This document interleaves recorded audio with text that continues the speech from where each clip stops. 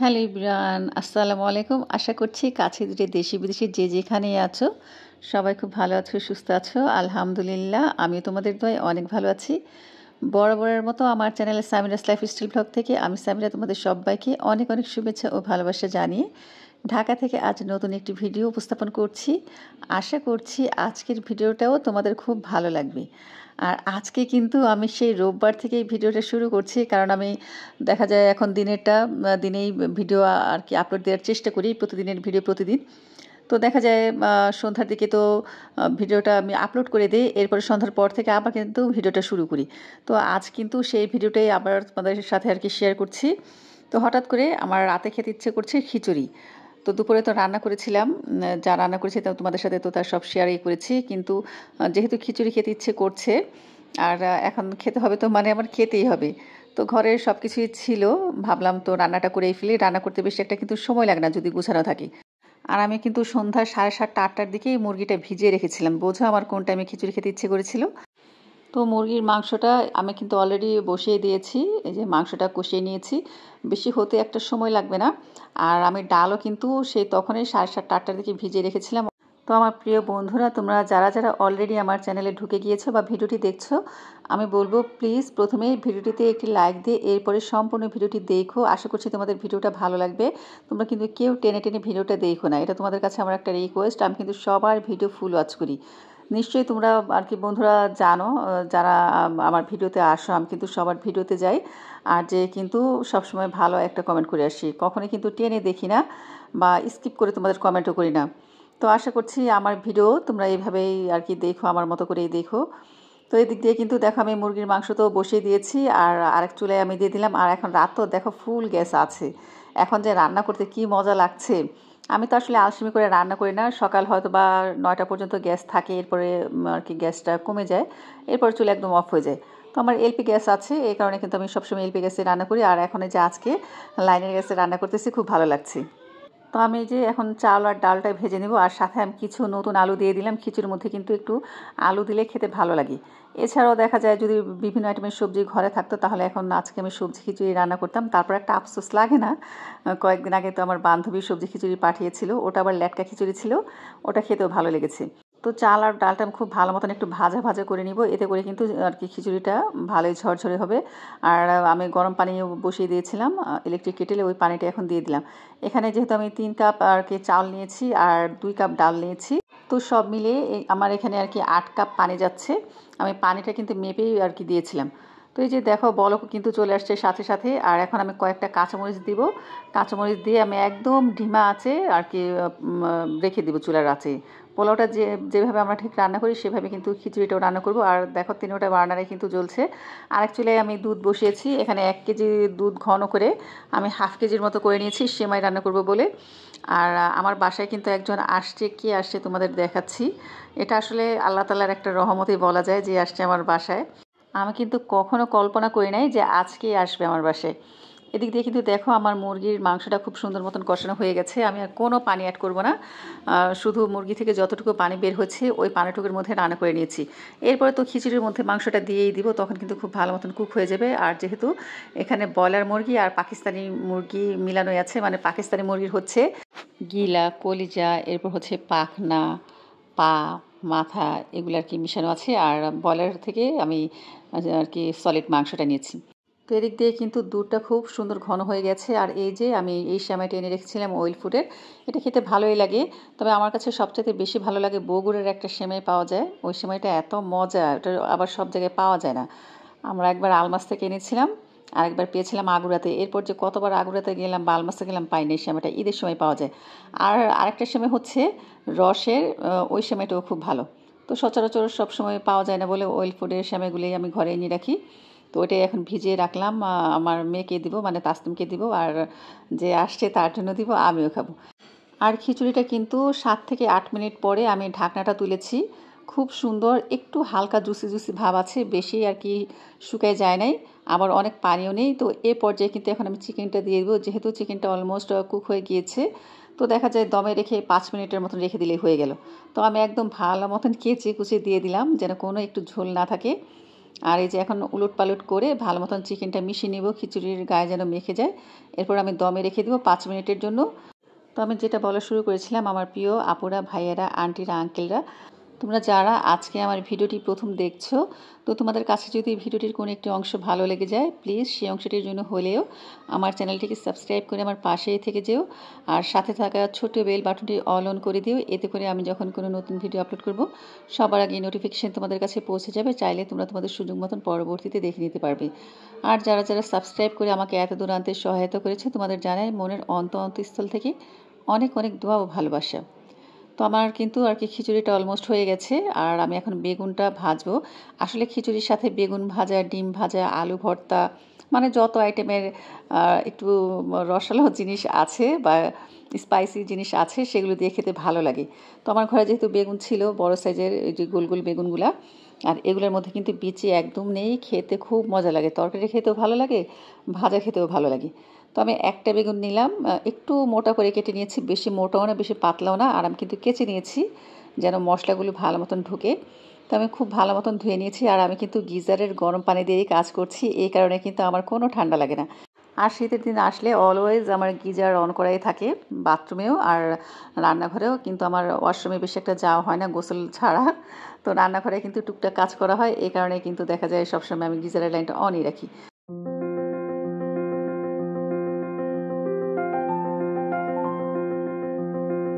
তো আমি বেগুনের গায়ে পরিমাণ মতন হলুদের গুঁড়া আর মরিচের গুঁড়া দিয়ে আর সামান্য একটু লবণ দিয়ে মেখে রেখে দেবো 5 মিনিটের মতো। 5 মিনিট রাখলে কিন্তু যথেষ্ট, এতে করে কিন্তু মশলা লবণ সব আর কি বেগুনের গায়ে ঢুকে যাবে। চাইলে কিন্তু এখানে 1 চামচের মতন চালের গুঁড়া ব্যবহার করা যেত, তাহলে কিন্তু বেগুনটা একটু ক্রিস্পি হতো। তবে আমার কাছে ওইভাবেও ভালো লাগে, এইভাবেও ভালো লাগে। আর যেহেতু কেচে দিয়েছি, খুব ইজিভাবে কিন্তু ময় মশলা সব ঢুকে যাবে, টেনশনের কোনো কারণ নাই। খিচুড়ির সাথে একদম জমে যাবে আজকের খাবারটা। আমি আজকের সবগুলো রান্না কিন্তু সরিষার তেল দিয়েই করছি, কারণ খিচুড়ি কিন্তু সরিষার তেল দিয়ে খেতে ভালো লাগে। আবার যে কোনো মাছ ভাজা বলো, যে কোনো ভাজাভুজি বলো, সরিষার তেল দিয়ে কিন্তু বেস্ট। তো আমি কিন্তু পরিমাণ মতন সরিষার তেল নিয়েছি। আর এখন আমি আর কি বেগুনগুলো কম আঁচে ভেজে নিব। বেশি আঁচে ভাজা যাবে না, তাহলে কিন্তু ওপর থেকে কালো হয়ে যাবে, মানে কালার চলে আসবে, ভেতর থেকে অত একটা কুক হবে না। যে কোনো জিনিসই কিন্তু মিডিয়াম লো আঁচে ভাজলে ভালো হয়। আর ইচ্ছে আছে সাথে 1 আইটেমের ভর্তা করব। তো এই কারণে কিন্তু আমি কিছু শুকনা মরিচও ভিজিয়ে রেখেছি। আজকের ভর্তাটা করব শুকনা মরিচ দিয়ে, আর কি তেলে করব না। এটা আর কি কাঁচা অবস্থায় বানাবো, তো এই কারণে ভিজিয়ে রেখেছি যেন একটু নরম থাকে। তো দেখো আমি কিন্তু বেগুনগুলোকে খুব সুন্দর মতন উলটপালট করে ভেজে নিলাম, প্রত্যেকটা পাশে খুব সুন্দর কালার আসছে। আর আজকে কিন্তু আমি বেগুন চুলায় রেখে কোথাও যাইনি, একদম চুলার কাছে দাঁড়িয়ে থেকে ভেজেছি। আর এই কারণেই এত সুন্দর একটা কালার আসছে। একদিন কি হয়েছিল, বেগুন ভাজা চুলে দিয়ে আমি ঘরে গিয়েছিলাম, এসে দেখি মানে কালো হয়ে গেছিল। এই ভয়ে আজকে আর কি চুলার সামনে থেকে নড়ি নেই। আর আমি এখন ডিম ভেজে নিব, এরপর আর কি ভর্তাটা করব। আমার না কয়েকদিন ধরেই শুধু মাথার মধ্যে একটা জিনিস ঘুরপাক খাচ্ছে। আজও ভেবেছিলাম, মন চাইতেছে আমার চ্যানেলটা সম্পূর্ণ ডিলিট করে দিই, কিন্তু কোথায় যেন মনে হয় একটা বেরি পড়ে রেখেছি। মানে ছুটে আসতে চাই, কিন্তু ছুটে আসা কিছুতেই হচ্ছে না।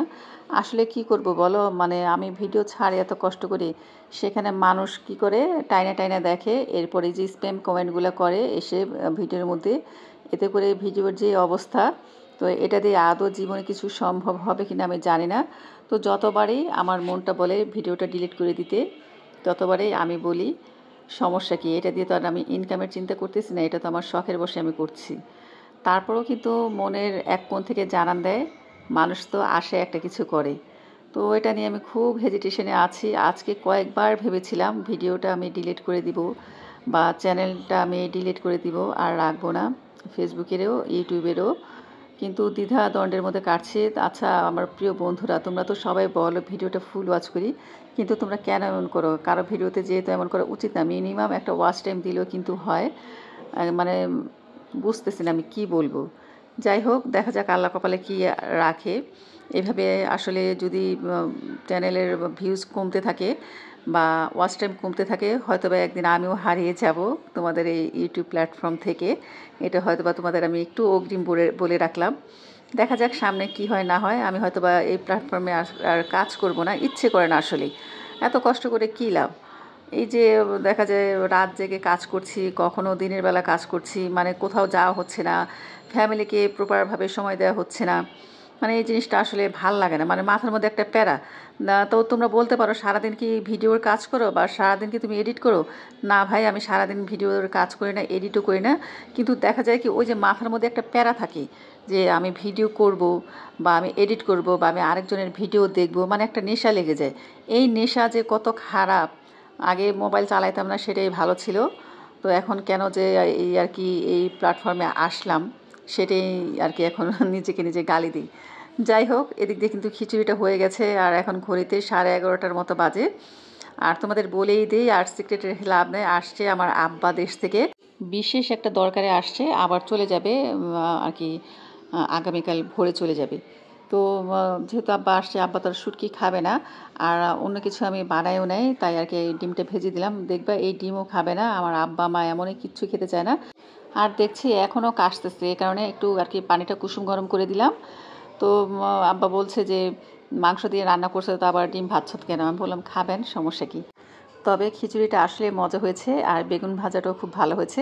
তো আব্বা বললো মাংস দিয়ে খিচুড়ি রান্না করছে, তো আবার ডিম ভাজলে কেন? তো আমি বললাম যে খাবেন, সমস্যা কি। তো আব্বাকে খেতে দিয়ে এরপর এখন আবার আমি রান্নাঘরে চলে গেলাম। ও এর আগে বলে নিচ্ছি, আমি কিন্তু আব্বাকে সেমাই দিয়েছিলাম, যেহেতু রান্না হতে অনেক সময় লেগেছে। আব্বা বাসায় চলে আসছিল 10টার দিকে, আর তখন তো মাত্র আমি রান্না করতে গেছি, এই কারণে আর কি তাড়াতাড়ি সেমাইটা দিয়েছিলাম। তো সেমাইও বেশি খায় নাই, অল্প একটু খেয়ে রেখে দিয়েছে। আর এখন খিচুড়ি দিছি, সেটাও বলছে যে খাবে না, বারবার বলছে আরেকটা প্লেট আন, কমায় রাখবো। তো আমি বললাম আপনি খেতে থাকেন, না খেতে পারলে রাইখা দিয়ে আমি খাবো।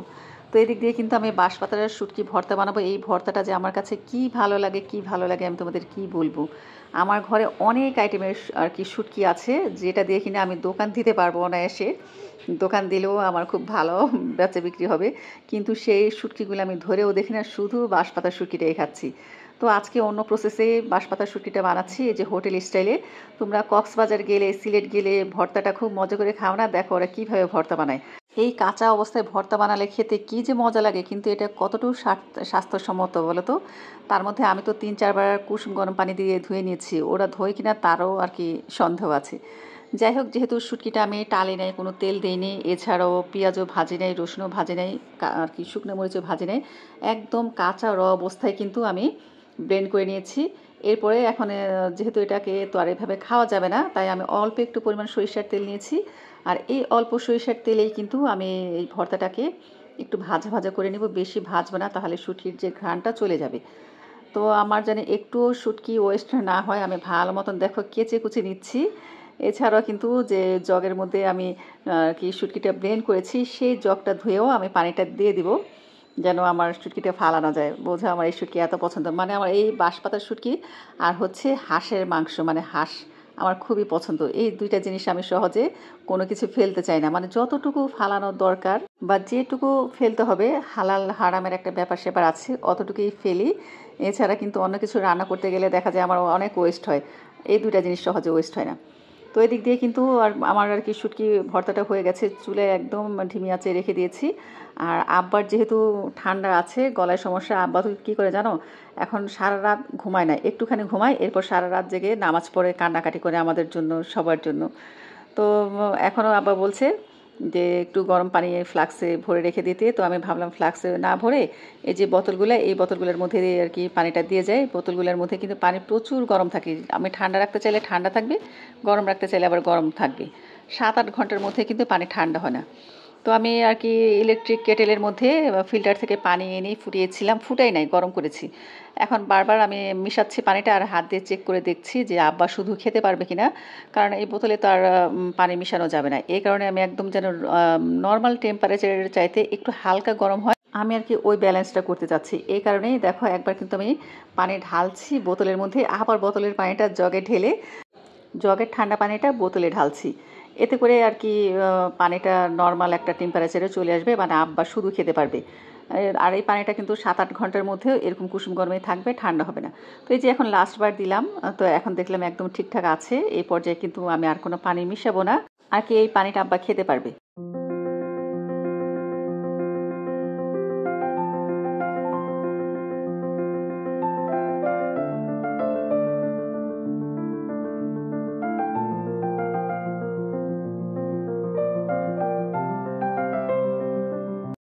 তো এদিক দিয়ে কিন্তু আমার শুটকি ভুনাটাও হয়ে গিয়েছে। শুটকি ভুনা না, শুটকি ভর্তা।